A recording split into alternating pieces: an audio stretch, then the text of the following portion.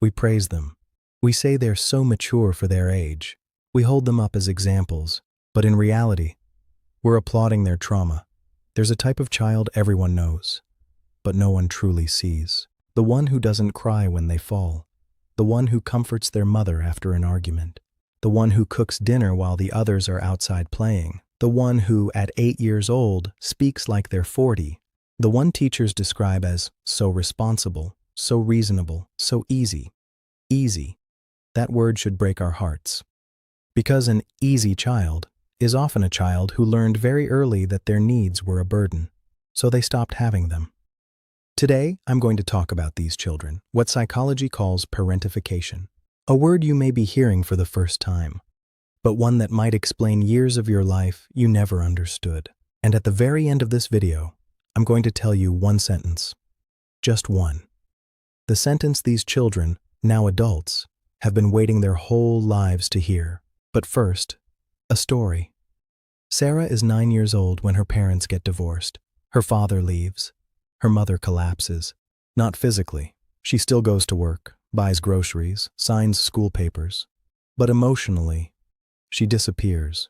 She cries at night, stares into space at dinner, forgets doctor appointments.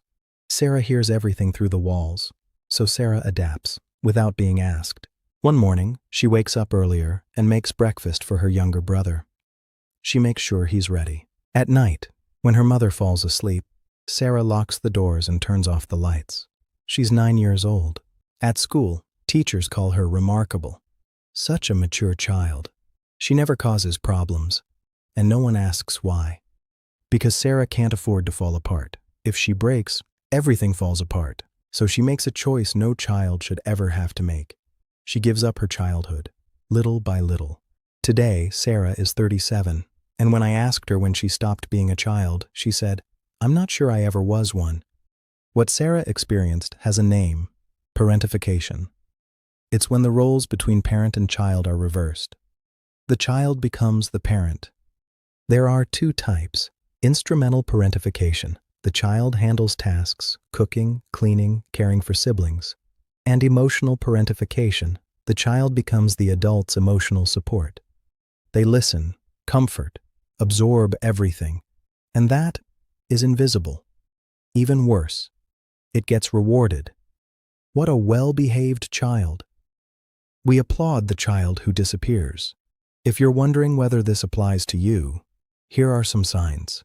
You knew your parents' financial problems. You were the mediator in conflicts. You felt guilty for wanting to play. You carried adult secrets. You were hyper-aware of people's emotions. You have few carefree childhood memories, and you rarely cry, or you apologize when you do. What you experienced leaves marks on the brain: constant stress, constant alertness. Your brain adapts, but in survival mode, and that doesn't disappear in adulthood.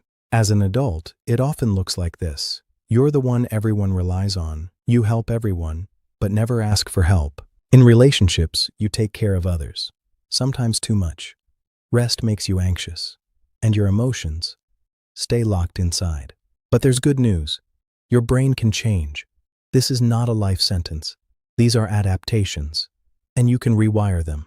Here's where to start. Acknowledge what happened. Say no, just once. Do something useless, without guilt. Write a letter to your younger self. And if you can, ask for help. Sarah is 40 now. She's finally learning to play. I saw her last week, sitting in a park, doing nothing. And for the first time, she felt no guilt. She told me, "I didn't get my childhood back, but I found peace." And now, that sentence. The one you may have been waiting your whole life to hear. You shouldn't have had to carry all of that. It wasn't your responsibility. And the fact that you did doesn't make it normal. It shows how strong you were. But now, you can put it down. You're allowed to.